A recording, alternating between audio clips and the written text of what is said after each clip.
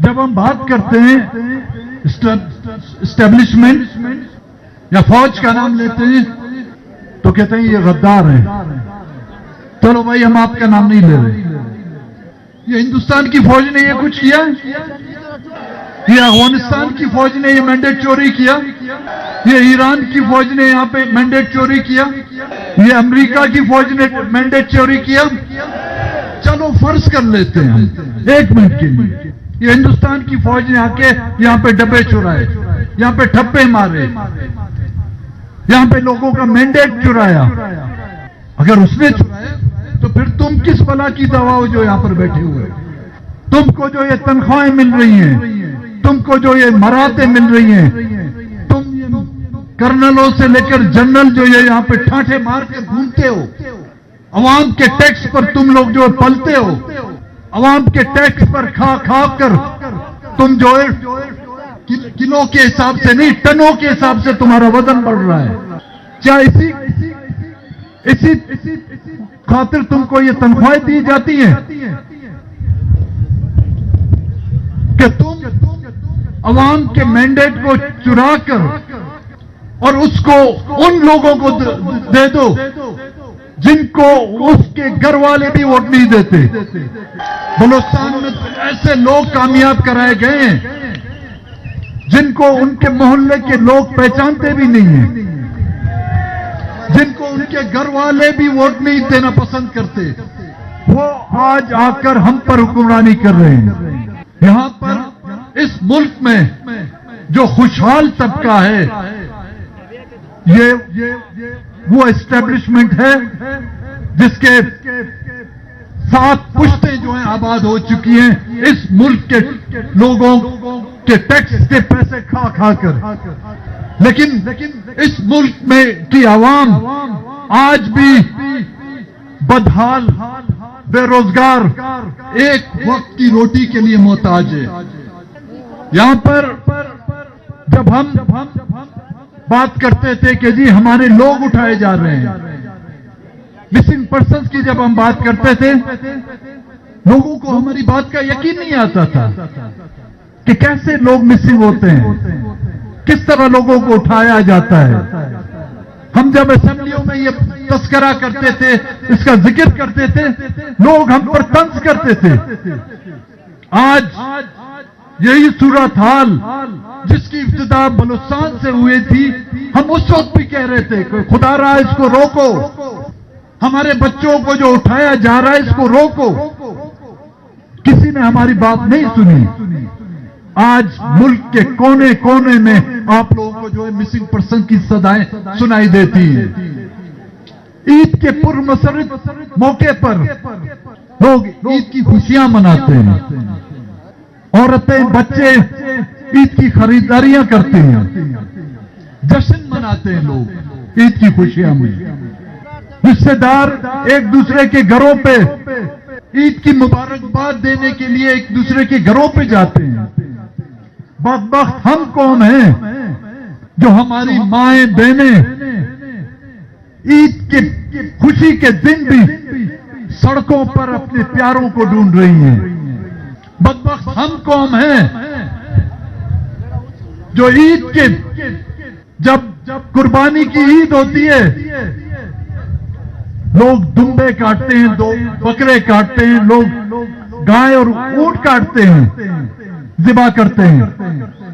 ہم اپنے پیاروں کے جنازے اس دن عید کے دن اٹھاتے ہیں. قربانی کے عید کے دن ہمارے گھر کے سامنے ہمارے نوجوانوں کی لاشیں گرائی جاتی ہیں,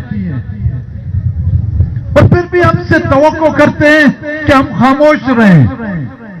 ایک جانور, ایک بے زبان جانور کے سامنے آپ اس کے بچے کو ماریں یا اس کو ذبح کریں, اس کا بس نہیں چلتا, وہ چیخے گا تو ضرور. خدا کے بندو, جانور میں ہم میں تو فرق تو کرو. جب ہمارے سامنے ہمارے بچوں کو ذبح کرو گے, 10 سال ایک ماں روتے روتے اس کی آنکھ کی بینائی ختم ہو جاتی ہے اپنے بچے کو دیکھنے کے لیے. وہ بستر مرگ پر بھی اس کی آخری خواہش یہ ہوتی ہے کہ اس کا بیٹا اس کے سامنے، اس کی نظروں کے سامنے آئے. اس کو قبر میں بھی اتارا جاتا ہے، اس کے بیٹے کو یہ حق نہیں دیا جاتا کہ وہ اپنی ماں یا اپنے باپ کو جو ہے قبرستان تک جو ہے پہنچانے میں کندھا دے سکے، اس کی جنازہ نماز پڑھا سکے. کس اسلامی قوانین میں ہمارے کیا آپ لوگوں کے پاس کپڑوں کی کمی ہے؟ ایک سفید کپڑا بھی کفن کے لیے ہمارے بچوں کو آپ مہیا نہیں کر سکتے. بغیر غور کفن آپ نے اجتماعی قبروں میں ہماری بچوں کی لاشوں کو دھکیلا ان قبروں پر، اور ان پر چونا ڈالا گیا ہے کہ وہ لاشیں مسخ ہوں، ان کے چہرے مسخ ہوں، اور ان کے رشتہ دار ان کو پہچان نہ سکیں. اس ظلم و زیادتیوں کے باوجود بھی ہم چاہتے ہیں کہ یہاں پر قانون کی بالادستی ہو، یہاں پر آئین کی حکمرانی ہو، یہاں پر جمہوریت پلے. لیکن اس جمہوریت کی بحالی کے لیے بھی دفعہ 144، جب یہاں پر الیکشن ہوتا ہے تو بھی دفعہ 144، جب یہاں کوئی اپنے حقوق کے لیے احتجاج کرتے ہیں تو بھی دفعہ 144. ہم نہ کسی کے دفعہ 144 کو قبول کرتے ہیں، نہ ہی کسی الیکشن کمیشن کے فارم 47 کے سے منتخب شدہ ان حکومتوں کو ہم قبول کرتے ہیں. لوگ اپنے طور پر خود اپنا روزگار یہاں پر پیدا کرتے ہیں. بارڈر پر لوگ اپنی مدد آپ کے تحت روزگار پیدا کرتے ہیں، لیکن اس بارڈر کو بھی آپ بند کر رہے ہیں. وہ بھی اپنے من پسند لوگوں کو جو آپ کے بوٹوں کو ہاتھ سے نہیں اپنی پیشانی سے پالش کرتے ہیں ان کے سپرد کر رہے ہیں آپ ان کو. ہمیں روزگار کتنے لوگوں کو سرکار پہ آپ نوکری دیتے ہیں؟ جس طرح یہاں پر لوگوں کا مینڈیٹ چوری کر کے کروڑوں روپے لیے گئے. انہوں نے نہیں لیے بھائی، وہ ہندوستان کے کرنل آشم نے لیے تھے. ہندوستان سے تعلق تھا، یہاں کا نہیں تھا. میجر تھا، کرنل تھا، وہ ہندوستان سے تھا. وہ بدبخت پتہ نہیں چمن کے راستے سے شاید یہاں پہ پہنچا تھا. ساتھی جب چمن جائیں تو وہ چمن والوں سے پوچھے یہ کرنل ہاشم آیا کہاں سے تھا. روزگار تو آپ مہیا نہیں کر سکتے. جب ہم روزگار کے لیے آپ کے دروازوں پر آتے ہیں بغیر رشوت کے آپ روزگار بھی نہیں دیتے. آپ کا دیا ہوا روزگار ہمارے لیے جو کالی قبر ہے، جو روز اول سے 1947 سے آپ لوگ ہمیں دیتے آ رہے ہیں.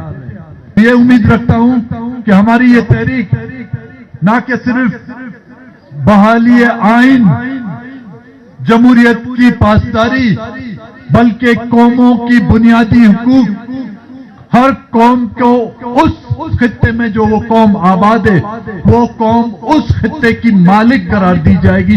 تب تک یہ ہماری جدوجہد جاری رہے گی. بلوچستان سے تعلق رکھنے والے وہ تمام سیاسی کارکنان خراج تحسین کے حقدار ہیں جنہوں نے سخت ترین مارشل لاؤ کا مقابلہ کیا. بلوچستان کے لوگوں کو سخت ترین آمروں کے مارشل لا نہیں روک سکے. اپنی قومی جدوجہد کے لیے، اپنی مٹی کے ساتھ محبت کے لیے، اپنے وطن کی محبت کے لیے ان کو فوجی آپریشن نہ روک سکا، ان کو چھاؤنیوں کے عقوبت خانے نہیں روک سکے. تو اس حکومت کو کا دفعہ 144 کیسے روک سکے گا ان کو؟ بلوچستان حکومت، میں اس کو بلوچستان حکومت نہیں سمجھتا بھائی. نہ ہی مرکز میں بنی ہوئی حکومت کو میں پاکستان کی حکومت سمجھتا ہوں.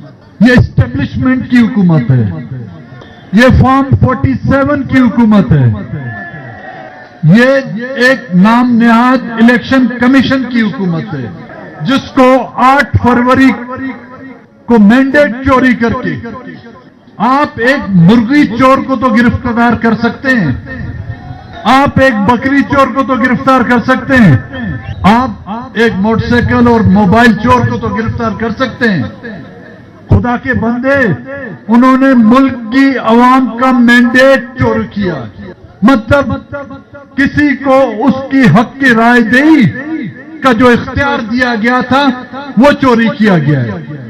کس نے چوری کیا بھائی؟ خان صاحب، محمود خان صاحب، ایک دو ایف آئی آر کٹو، ایک تو کٹ گئی ہوگی میرے خیال میں، ایک دو اور ہو جائے۔